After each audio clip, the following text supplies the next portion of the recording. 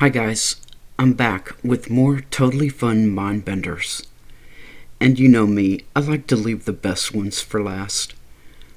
This is going to be a tough one because so much of the book of Revelation is John telling us what time it is that he's seeing in the future.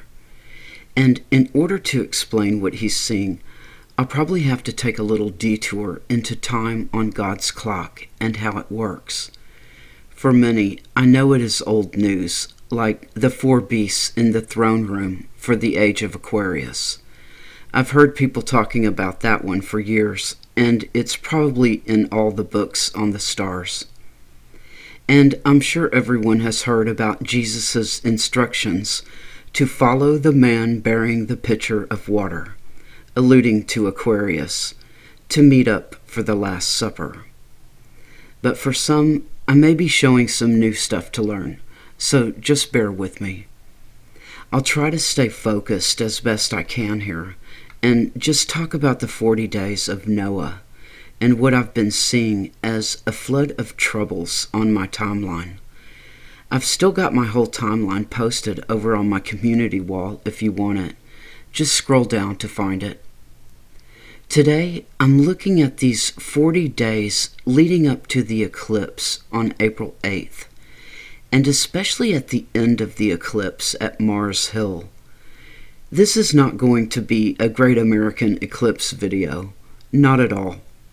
This is about Revelation chapter 14 and 15, and what I'm seeing on God's clock that I believe John is showing us, because there is no way that any of this stuff will ever happen again. So this crossing over that I've got on my timeline, it may not be so much about us as it is about those 7 angels I've been showing on the menorah, crossing over the river of Aquarius and filling up their vials or bowls with God's wrath. I really haven't studied much further than that on my timeline because I've been hoping to be out of here really soon. And I'm not saying that they will pour out God's wrath all at once at the eclipse either. It's always possible, but at this point, I'll just say that I'm in sort of a holding pattern and just taking things one day at a time. Ever watchful, anxiously waiting, and finding as much time as I possibly can to study and read the Bible, and just spending time with God, as I pray everyone else is as well. And of course, I've been trying to make some videos to share with you. I'll have to give a big shout out to Eric Reichman for showing me that the vials are now being filled. And the first one was filled 777 days before Nisan 1, which starts at sundown on Eclipse Day. I mean, you just can't make this stuff up. 777 days prior to the date exactly, Jupiter, vial number 1, was filled.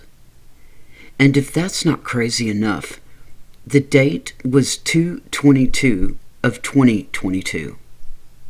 Only God could do this. And I'll go into all this in detail here with all the dates of things and when they're happening. But I couldn't believe what Eric was showing, because it is the flood on my timeline, the 40 days from start to finish.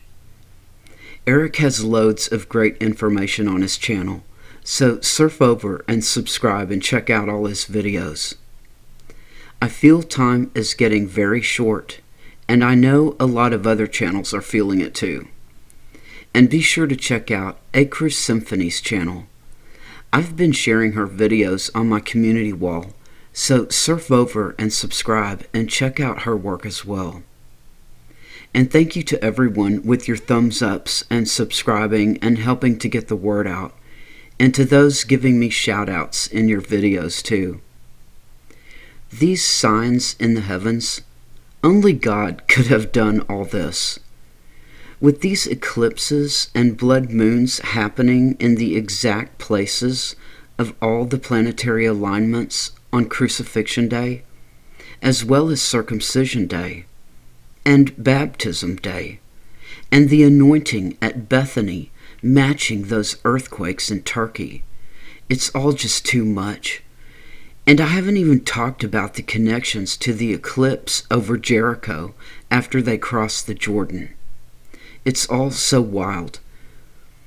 No matter what hardships I know we are all suffering through right now, I still can't believe I'm so lucky as to be living in such a time as this. Just imagine if we didn't have all this excitement going on right now. Well, I can't keep going through stuff I've shown in previous videos, so let's dive in here. I'll do this as fast as I can and still make sense, so strap yourselves in. I'll be flipping through a lot of slides, and probably pretty quickly, so you may want to have your pause button at the ready if you need to take a longer look at things. Here we go. Some may have noticed the posting on my wall, but I have switched my vantage point of the menorah from Jerusalem to Japan, Hiroshima or Nagasaki, for many reasons. But I ended up with a more perfect spacing of the moon in the menorah. And as you can see, we are still set to the 0 hour on 3/13, the perfect 3 candles, 1 candle, and 3 candles of God's heavenly menorah. The moon over a few hours and from different vantage points is the only thing that's really going to change in the heavens. And I think I get now what God is showing me. Not everything is about Jerusalem and Israel. This is about all of us. And this is about the wars. And I think God has had enough. And He will put an end to all war. I'll just spend 2 quick minutes here, because not everyone knows the history of this. On August 4th, 8/4 of 1945, the orders went out to bomb Hiroshima. The next day, August 5th, the U.S. 20th Air Force flew over 12 Japanese cities and dropped 720,000 pamphlets warning their populations to surrender or face devastation. The very next day, on August 6th, the U.S. detonated the first atomic bomb above Hiroshima, and 3 days later, on the 9th of August, 1945, the United States detonated another atomic bomb over Nagasaki. The bombings killed between 129,000 and 226,000 people, most of whom were civilians, and remain the only use of nuclear weapons in an armed conflict. As far as the public knows, we've got well over 12,000 nuclear bombs on this planet right now, tens of times more powerful than the first ones, with the whole world sliding into yet another world war. And who knows what they've got in store for us now. The military-industrial complex doesn't usually make weapons without the intent to use them, and that includes bioweapons.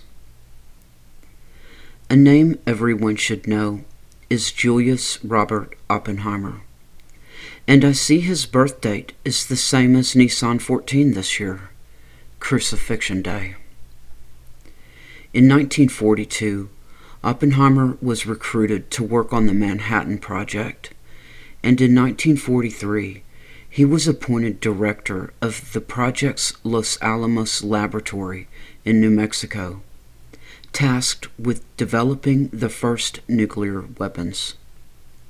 Trinity was the code name of the first detonation of a nuclear weapon on July 16th of 1945, just 21 days before they dropped the bombs on Japan. Even though Oppenheimer was a non-practicing Jew, the name Trinity comes from what you think it means: Trinity, inspired by the poems of John Donne. This is a very famous 1-minute news clip of Oppenheimer. We knew the world would not be the same. Few people laughed. Few people cried.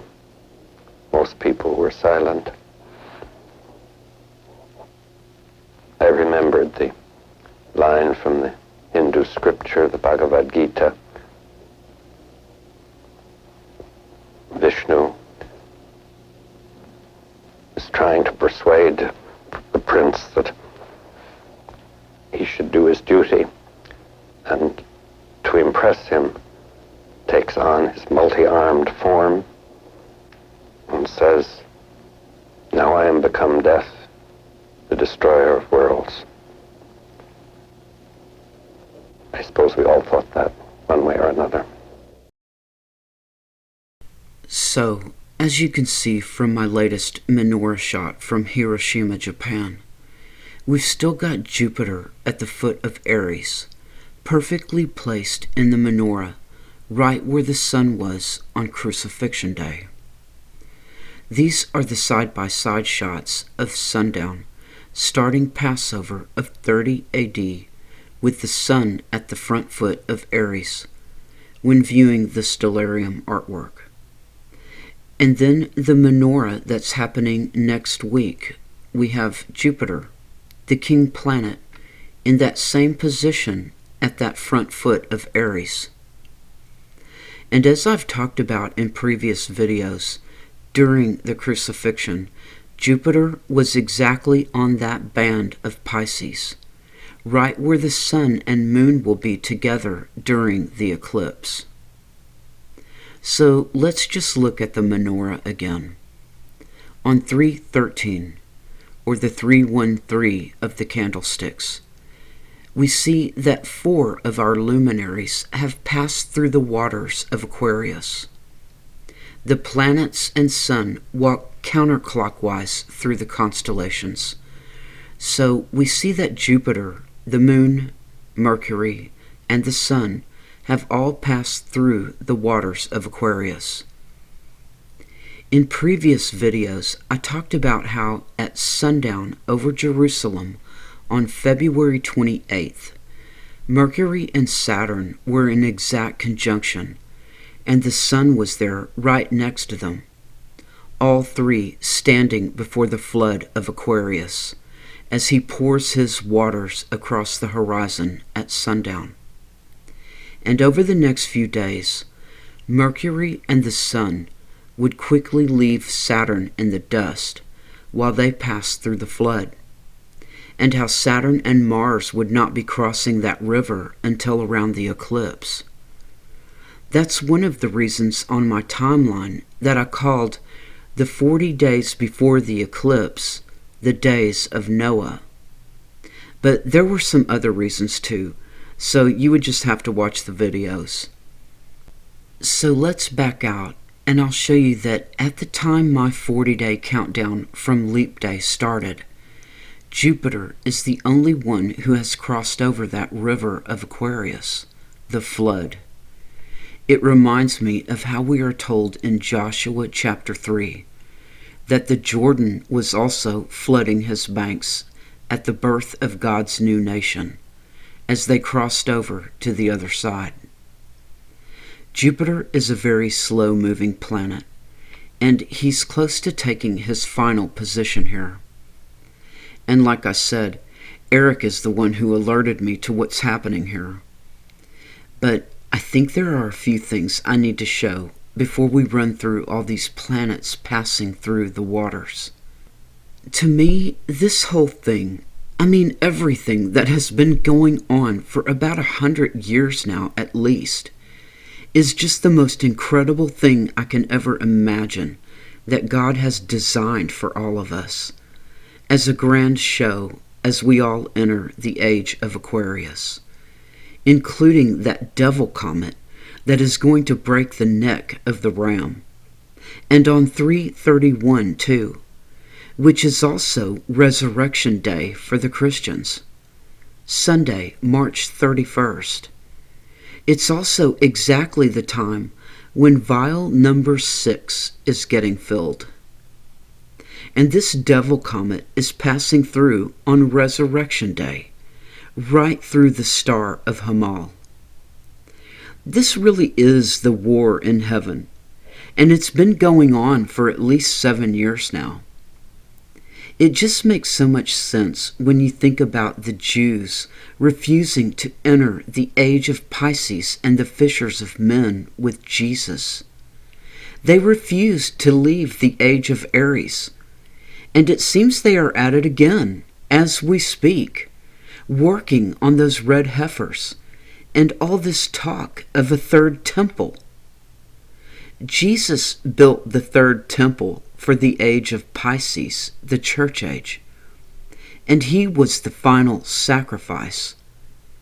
God is not going to allow all this to happen, and from the sounds of it, some are saying that the Jews are planning something big on March 31st too, the very day that the devil comet breaks the neck of the Lamb, and on Resurrection Day for the Christians too, and the very day that vial number 6 is being filled to overflowing with the wrath of God. I mean, is anyone making a movie of all this? Okay, so this is a bit of stuff to explain, and I'm not sure what even needs to be explained. Do you remember a few videos back when I showed this screenshot, but never really talked about it? I felt a few might understand it because I was teaching all this stuff on my channel a few years ago. But our backdrop of stars is ever flowing, like a slow, lazy river across the heavens. Nothing will ever really repeat. And each time we have a changing of the ages, there are markers in the heavens that I guess you could say signal the changing of the hours on God's clock. At the start of the age of Aries, which was the age of Abraham and Moses, when that age began, the star of Hamal, the ram's horn or shofar, always rose due east. When the age of Pisces first began, the star of Spica in Virgo's hand always rose due east.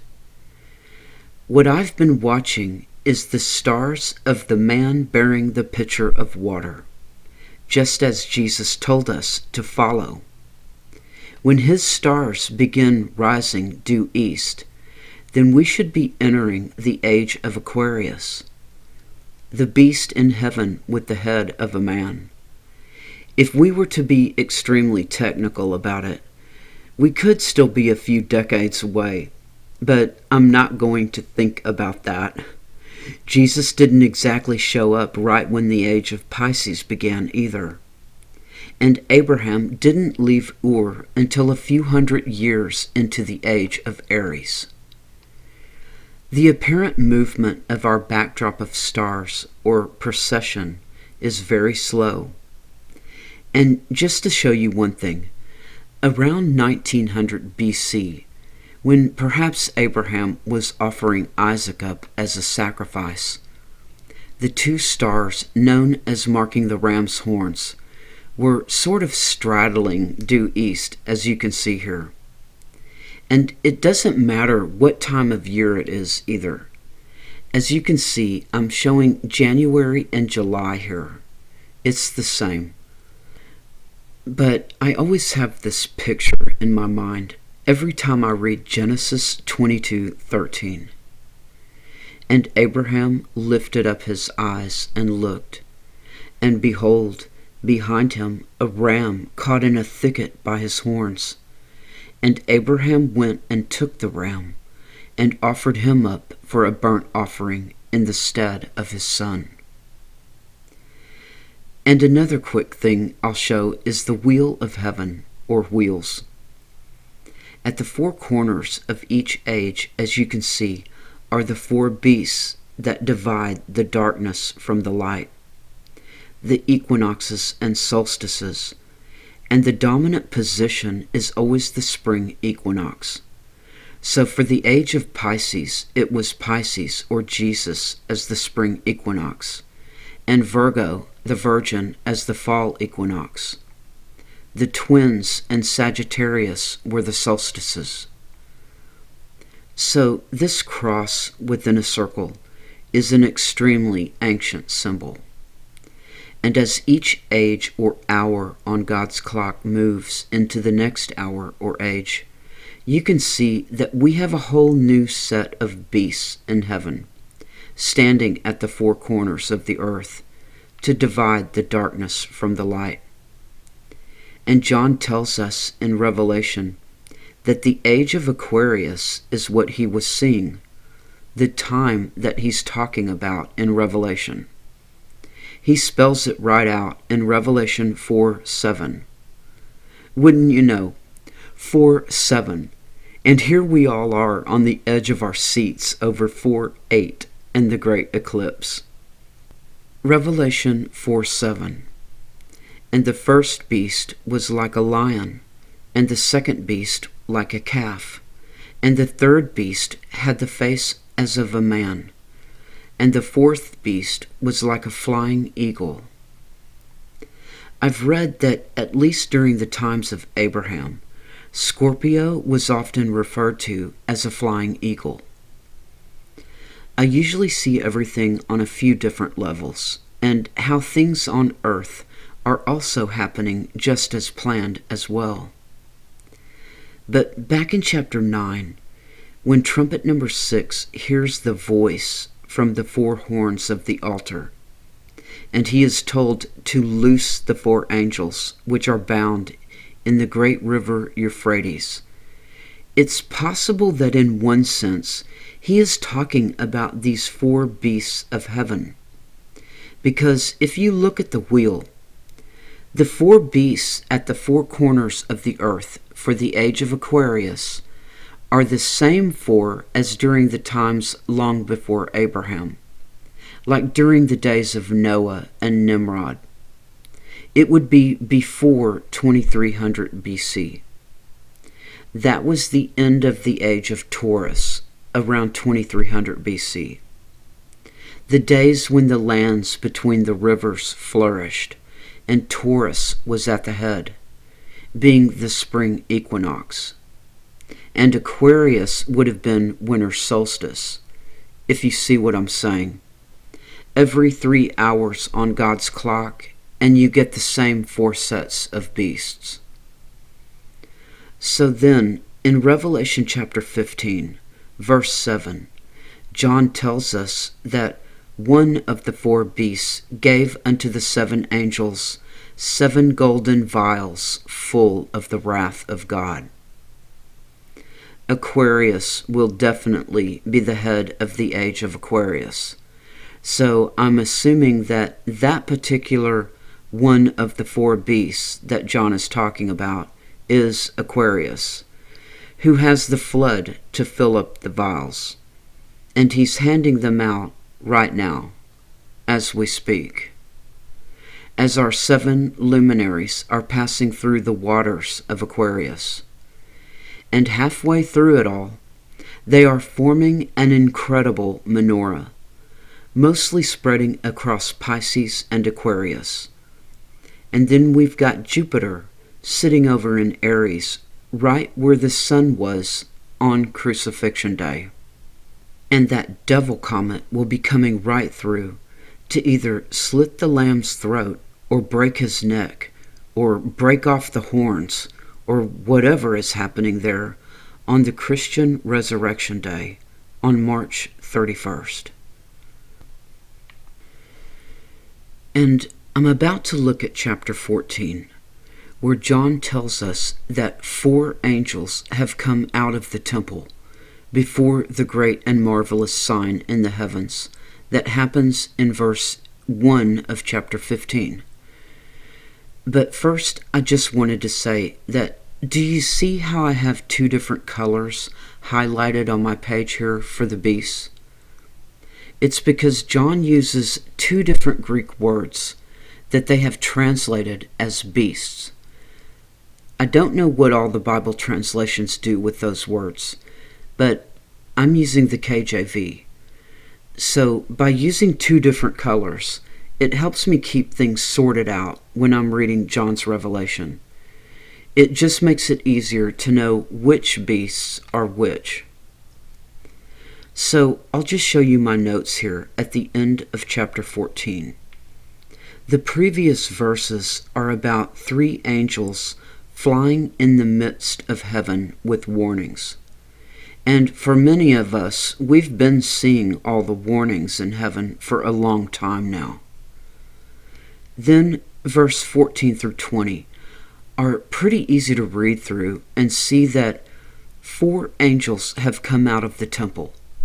2 of the angels have sickles for the harvest, and the other 2 are saying, "It's go time." So we've got 4 angels total who've come out of the temple so far. And the next verse is chapter 15, verse 1, about John seeing another sign in heaven, 7 angels having the 7 last plagues, for in them is filled up the wrath of God, which would be the 7 vials of wrath. It's a super short chapter. The 7 angels are coming out of the temple, clothed in pure white, because the sun is right there with them coming out of the temple of Aquarius. And as I was saying last time, no one will ever see this menorah of God's 7 great luminaries in the heavens, because they are all clothed or veiled by the sun, all covered and standing in the blinding light of the sun. We only get to see it on Stellarium. However, as Eric pointed out, during the eclipse, some may actually get a glimpse of these angels who have come out of the temple. Perhaps the people viewing the eclipse in the direct path of it all, at the moment the sun goes dark. And Revelation chapter 16 is when they are ordered to pour out their vials of wrath. When that might happen, I don't know. But stay rapture ready, everyone, and keep your lamps filled with oil. All 7 vials get filled first, before they are ordered to go pour out their vials of wrath. And number 7 gets filled at exactly during the eclipse. So let's take a look at those 4 angels as they pass through the waters of Aquarius. And this is all thanks to Eric, but I decided to take a deeper dive and a super close-up look. And like I said at the beginning of this video, a lot of this has to do with war. So number 1 to pass through the flood is Jupiter, which was filled up exactly 777 days before Nisan 1. So as you can see, I started the count from Nisan 1, April 9th, which I've got labeled as New Beginnings on my timeline. But I have no idea what's going to happen. Not a clue. Except for these 7 vials of wrath we are all staring at right now. Oddly enough, that day is 2/22/2022. And when I really zoomed in on Stellarium, I was finding that Jupiter wasn't totally on the line yet, from several places I was checking from, until I realized that this is about the beginning of the war. And I know that the menorah is about the end of the war, as we've already gone over, seeing the menorah from Hiroshima and Nagasaki. So I think you know what I did. I set my location of Stellarium to Pearl Harbor, Honolulu, Hawaii, and there it is. In 2022, on 2/22, at 22/22/22, Jupiter is crossing the line and getting himself filled up in the waters of Aquarius. Angel number 1 out of the temple, 777 days before Nisan 1 of 2024, and the end of the next great American eclipse. Next up, we've got number 2, Mercury, the Messenger. And it looks like I just took this shot from my default location. And it looks good enough for me. Mercury is getting filled up on March 1st. And right away, kicking off my 40 days of Noah flood on my timeline that started on Leap Day, the day before. Mercury is a fast one and didn't waste any time. And bright and early on March 1st at 7:77 a.m., he's exactly on the line. Next, we've got the Sun, number 3. With my stellarium still set to home base, the Sun is right behind Mercury, and also crossing the line on March 1st at 3:33 in the afternoon, and filling himself up with those waters or wrath of God. How appropriate that the Sun is at 3:33. And angel number 4. Here comes the Moon, zipping into position on the 9th of this month, and I'm still sitting at my home base. The Moon is so black you can hardly see it here, but I've got the red target around it, and it's centered on the line at 18:36:6. Fun. The Moon will also make its rounds and be back into the waters of Aquarius on April 6th, getting in line for the Great American Eclipse. But what I'm really looking at here is the Moon lining up for this menorah on March 13th, when we have the 4 angels coming out of the temple at the end of chapter 14 for the sign of Revelation chapter 15. The next one to pass through the waters to fill up his vial doesn't make an appearance until March 22nd. So those are the first 4 angels from the end of Revelation 14. The 4 who have filled up their vials and come out of the temple, and all totally clothed in the sun. If John has numbered them all in order, then it looks like our king planet and the Sun are the 2 with the sickles and will do the reaping, with Mercury and the Moon there to call out, "It's go time." Perhaps by reaping, what's actually happening at the end of chapter 14 is that all hearts are being weighed in the balance, and names are being written down in the books. Who stays and who goes. Like in the story of the 5 wise and 5 foolish virgins. Half who were anxiously waiting the bridegroom didn't even have any oil in their lamps. It says they took no oil with them, no light in their lamps whatsoever. And then when the bridegroom finally showed up, the ones who were ready went in with him to the marriage, and the door was shut. When the foolish virgins finally returned and started banging on the door, the bridegroom simply said, "I know you not." But as of today, I have no idea. We are still days away from what I'm seeing as the Revelation 15 sign. So who knows? There could be a rapture before then. Keep your lamps full, everyone. So now that we've hit the March 13th menorah date, let's have a look at those last 3 angels that have not come out of the temple yet. Angel number 5 is going to be the lovely Venus, and still I'm just using my home base setting. And wouldn't you know, she's going to fill herself up with the waters of Aquarius on 3/22 and at 666 on my timestamp. How perfect for all those who go nuts over those numbers. Coming up next to fill his vial to overflowing with wrath is number 6, Saturn, on March 31st at 9:30 a.m. And I've still just got my stellarium set to my default location. I think there may be some Rapture watchers who have their eye on this date too, March 31st, when Saturn crosses the line. And last but not least, angel number 7, Mars, also known as the god of war, our red planet. Seeing that Mars will be filling himself up in those waters on the very date of the Great American Eclipse, and seeing that he is the god of war, and this little god of war will be finishing off my 40 days of Noah as well.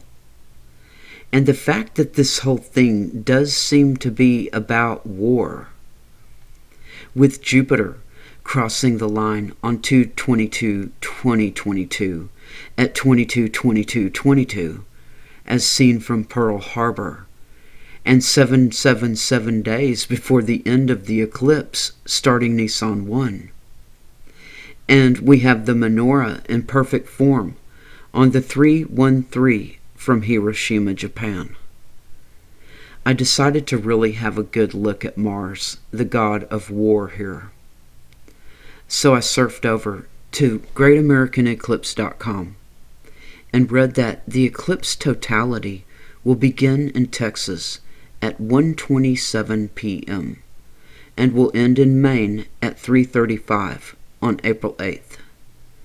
So I decided to have a look at our 7th and final angel from the vantage point of Eagle Pass. I've got a video about it all that I posted for New Year's, and I would recommend looking at my previous vids if you enjoy mind benders. So I set my timer on Stellarium to 1:27 p.m., the moment the eclipse begins in the U.S. And as you can see for yourself, Eagle Pass at exactly 1:27 p.m., and Mars is right there, being filled up to the brim. I'm not sure you could get any better centered on the line than that. Vial number 7 getting filled up by one of the 4 beasts that John talked about, fully illuminated by the sun, and ready to join the party that will at minimum finally end the 40 days of Noah and my whole timeline. I'm not sure where things go after that. My timeline sort of hit a dead end at the eclipse. Oh, that reminds me before I sign off. A few videos back, I read that whole speech from Acts 17 that Paul gave on Mars Hill about the altar to the unknown God. Because Mars Hill is the last place that this eclipse will pass over the U.S. It is the exit point, basically at the center line. Yeah, can you believe it? I haven't really heard that much talk about it. We've got Mars number 7, the god of war, exactly crossing the line and getting filled up with the wrath of God at the very minute that the eclipse crosses the line into the U.S. So let's have a closer look at Mars Hill in Maine, right on the border too. Well, I couldn't seem to get my timestamp to stop in the right spot, or that play button would be blocking Mars Hill. But as you can see, we are 0.2 of a second away from 3:33:33 as it zooms over Mars Hill and makes its exit. And all those 3s, those are Jesus' numbers. Let's send up our prayers to heaven, and may all those on this earth know that our God is not the unknown God. And he hath appointed a day in which he will judge the world in righteousness by that man whom he hath ordained, whereof he hath given assurance unto all men, in that he hath raised him from the dead. May God's peace be with you all.